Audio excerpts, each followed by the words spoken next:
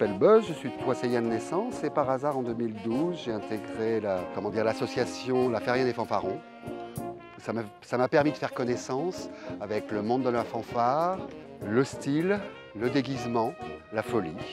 Parce que c'est créatif, parce que c'est la joie, parce que c'est la bienséance aussi, la politesse et la considération de l'autre.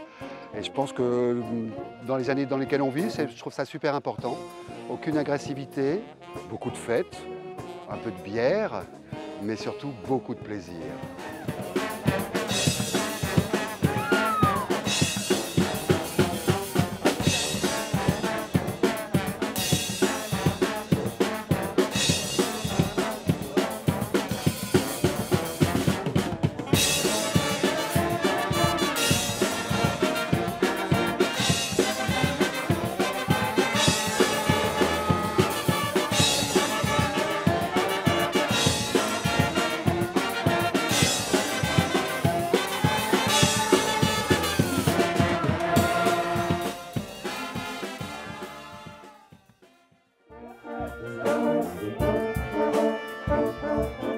Alors cette année on a changé de format parce que la Pustule a gagné sa deuxième étoile au concours de Nantes l'année dernière. Donc on s'est organisé de façon différente.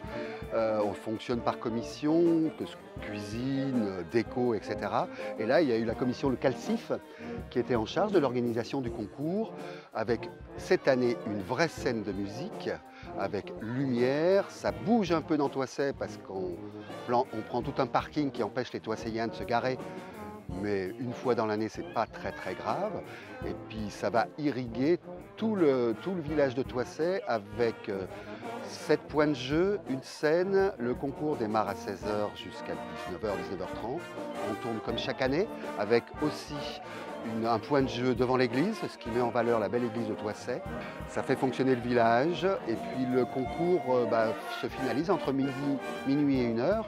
Et ensuite, sagement, comme chaque année, les fanfares arrêtent de jouer dans le village pour laisser les Toissayens à leur nuit paisible, pour envahir la salle des fêtes où une boîte de nuit a été construite comme chaque année.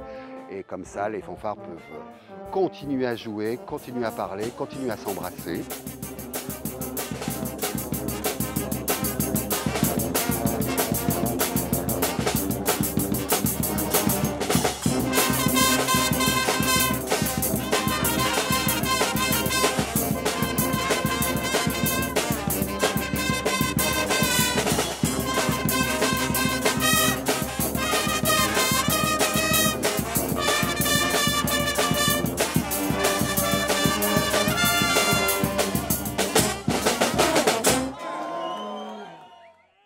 Puis le dimanche, comme d'habitude, tout le monde se retrouve au camping. Chacun apporte des spécialités de son pays. C'est évidemment gratuit, comme le samedi. Et on finit vers 20h dans le village pour que les fanfares jouent encore un petit peu. On retourne à la salle des fêtes. Et puis le lundi, les fanfares qui sont restés, les musiciens qui sont restés, on se retrouve tous au barrage, qui n'est pas très loin de la Saône, où on va manger des spécialités locales. Et puis, c'est l'un des jours les plus sympathiques parce que tout le monde est fatigué. C'est comme les lendemains de bringue. On est apaisé, l'événement est passé, le stress retombe. Et puis après, on est tous un peu tristes de se quitter, mais on sait qu'on se retrouve l'année prochaine.